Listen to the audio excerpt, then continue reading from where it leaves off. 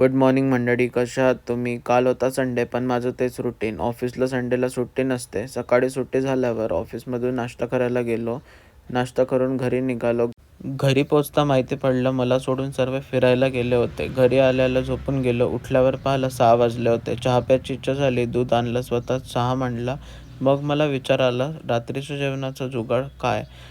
चहा पिता पिता विचार केला, कुठे जायचं? अरे आज तर संडे, पण बिर्याणी खाऊ का? सोने पे सुहागा.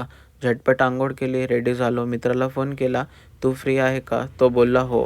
प्रत्येकाच्या लाईफमध्ये एक कॉन्स्टंट मित्र असतो. आपल्याला कुठे जायचं आपण कॉल केला तर तो कधी नाही बोलत नाही. पटापट तयारी केली, त्याचा फोन येत होता. मग पटकन घरून निघालो. आमचा अर्धा वेळ तर कुठे जाऊ आणि काय खाऊ हेच डिसाईड करण्यात चालला जातो. आम्ही एका रेस्टॉरंटमध्ये गेलो. तिथे खूप गर्दी होती संडे असल्यामुळे. मग तिथून निघालो.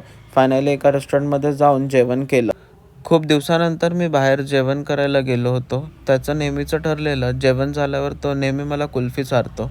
कुल्फी खाल्ली. असा हा माझा दिवस गेला संडेचा. चला आपण नेक्स्ट ब्लॉगमध्ये भेटू. बाय.